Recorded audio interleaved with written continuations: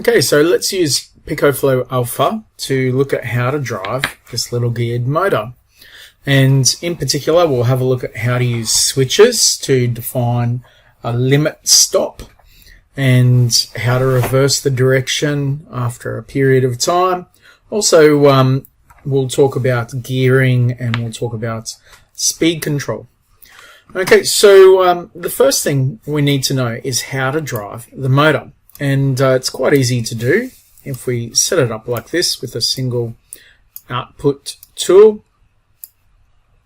We're going to define two pins. Now, making sure you've got the 14 pin analog. We've got this C4 and C3, and they're the two pins here on the microcontroller that define M2, motor 2. And that's what we've got this plugged into. The other two pins on the opposite side are for M1. If you plugged into M1, then you would use the M1 pins. I'll just leave it on M2. So with that, to define a motor direction, we either have C4 high and C3 low, or we have C3 high and C4 low. And that means we have a positive and negative potential on the wires there that turn the motor in one direction or the other. And if you're going to make it stop, you could do both of those low. So now we don't actually need to control any of the other pins, so we could actually do this with all of those switched off, and then that wouldn't affect any of the other things that you might do out of all the other pins of the microcontroller. So also what you might want to do later on, we'll do this, we'll make potentially C5 an input, as well as B3 is already an input, but we'll do that when we get to it. Okay, so C4 high, C3 low, and we'll enable the annotation. Now we don't know whether it's going clockwise or counterclockwise yet, so let's just program it and see. Okay, we've got a bit of a rotation. If we turn the battery power on, we'll get the 6-volt operation on that motor. It's quite impressive actually that we can run that motor straight off the USB of our computer with it being under the current supply, so we're not using too much there at all. But let's leave that on 6 volts. Now with that motor, if I have a look at that, that's turning in a clockwise rotation. So if we just label that with CW, we'll copy that across and we'll go in the opposite direction just to check that we can, and that would be with C3 high instead. Now we're getting the counterclockwise rotation. So that's nice and easy to do. Let's copy that one to the side, save it for later. And we're going to stop the motors by turning them both low.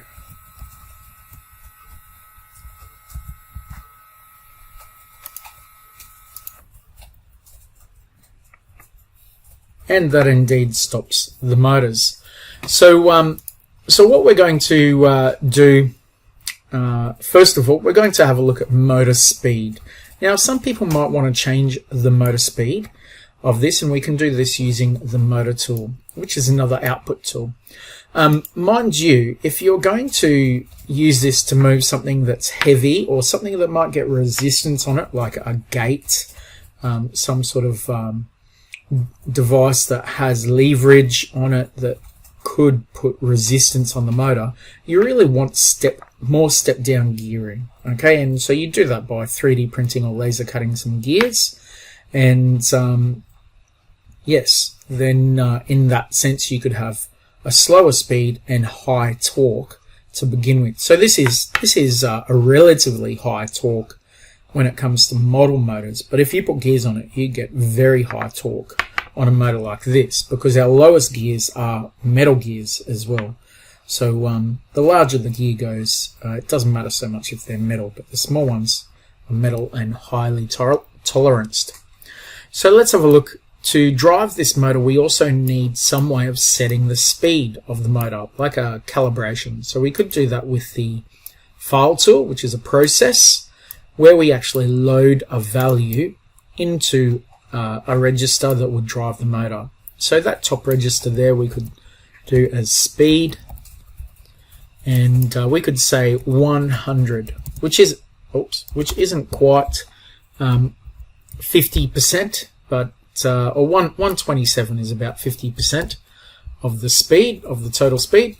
So if we load that value in, and then the motor would just need to have that on the whichever direction you want to go. So if it's C4 is your positive direction, then your counterclockwise direction, then that's what you would put it on. So if you're going to go clockwise, let's just have a look.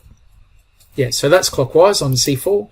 If you're going to go counterclockwise, then you'd put it on C3.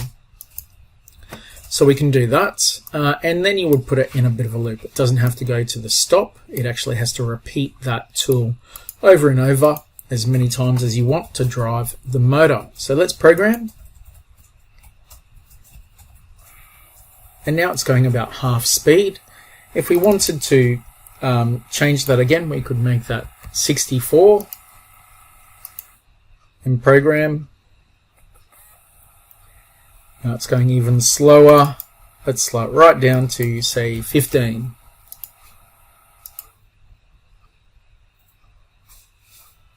Okay, it's not enough rotation to actually get that to turn.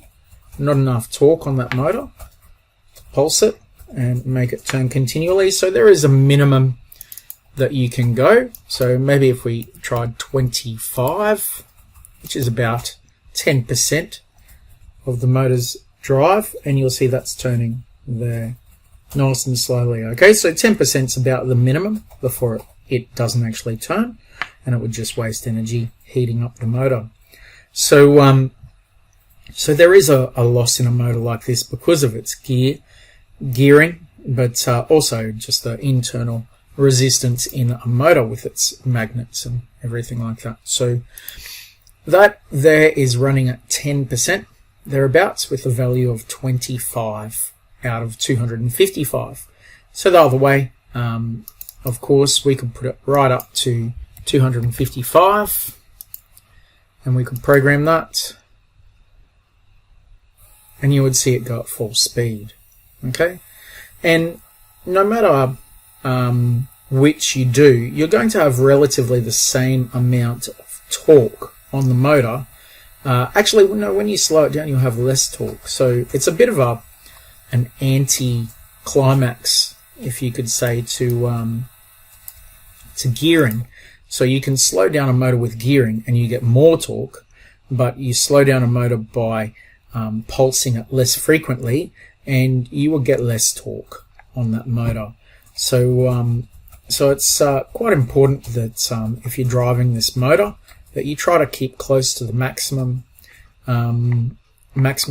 power, using 255 there, or even just using these output tools themselves.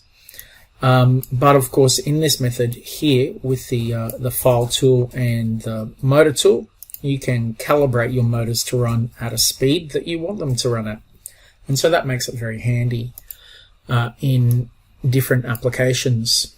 Now, if you want to also run that motor for a period of time, you can't use a delay tool. Okay, a delay tool, putting it there is not going to work. It's just going to pulse the motor once and then go to the delay. Well, what we need instead of a delay tool is a way to repeat the motor over and over again. And so we do that with a cycle decision. And that means that with the cycle we can have false come out the top, which means it hasn't got to its number of rotations. So let's, for instance, put in maybe 100,000 rotations. We'll put false out the top. So basically it's saying that if it hasn't done 100,000, then go and repeat it again. Okay, but when it gets to 100,000, it's going to come out. Now, if I put it to the stop down here, that doesn't necessarily stop motors, because it might stop high. So what we actually need to do is we need to copy our stop tool like so at the end, and then we can run to the actual stop of the coding. Otherwise it might actually run at full speed. I could annotate this as well. So I've got 100,000 cycles, and so we can run that.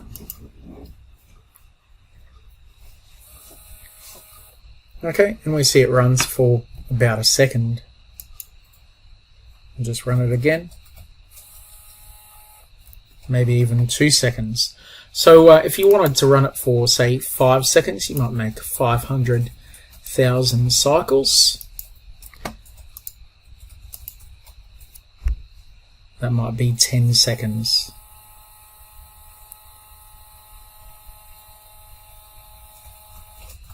There we go. And so in that sense, you can repeat the motor tool over and over enough times to make the motor run for a determined period. Now, that can be used as a bit of a backup safety as well, in that if a motor or some sort of a mechanism goes wrong, you might have an expected, okay, it's going to run for 5 seconds under normal operation. We do want to trigger it at the end when it gets there, but say it's got a bit of extra load, it might have to run a bit longer, maybe 8 seconds. But you might go, oh, well, if it's running for 10 seconds, there's definitely a problem. So you would then put your cycles so that it repeated for 10 seconds, and then it stopped anyway if there was a problem. So it's a bit of a safety backup to have this sort of a thing where you're driving a motor for an amount of time, because we can actually switch in the middle here so that we know, oh, no, it has actually got to its limit, and so we're going to stop it without it getting to its fail-safe duration. Okay, so we might do that by putting a switch tool in here, and if we were going to use a microswitch, define a different input, we can go to the start tool and we can go inputs outputs and say C5. We wanted that to be an input. We can do that, and so now we have the option between B3 and C5 to choose one of those inputs. Well, let's do C5. We've just changed C5. So if the switch is pressed, then it should stop the operation immediately. Okay, so we'll try that, and the false will go into the motor. So let's invert those, and true, yes, it is pressed, stop immediately, would be linked up like that. So let's try that with a micro switch. Okay, so what we'll do here is we'll just plug into the next pins along. So this one labeled UT, which can also be used for your ultrasonic trigger. We're going to connect it onto the UT pin, which is our, what did we say, our C5. So we'll test that out now. I don't think it matters which way this is plugged on. So let's program.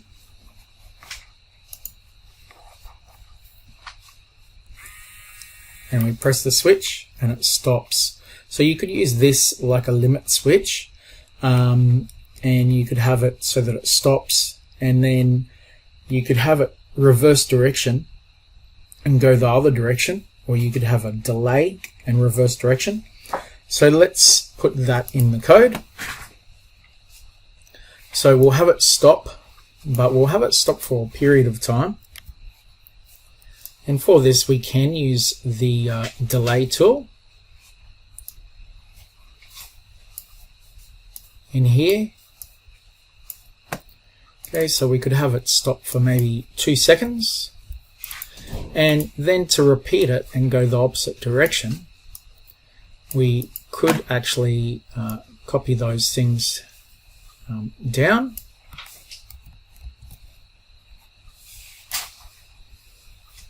So the only thing we need to change there is the motor tool. that we're going to drive the C3 pin, and that will change. We could also change to a different switch, B3, but we could actually leave it on the same switch just for this demonstration now. And so in that sense, we can link those up. Of course, if you were going to do this in an application, then you might actually you would need to test it with 2 limit switches. So instead of C5 there, you would have the B3 for this one. But let's program that and see how it goes.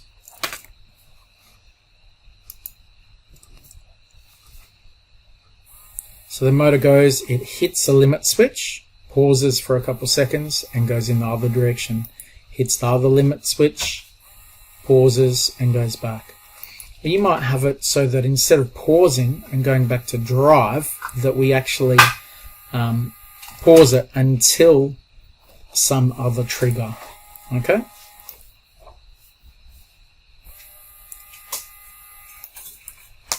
But that's how to use the motor with a bit of limit switches and changing directions and motor speed. I hope you've enjoyed that. Thanks for watching.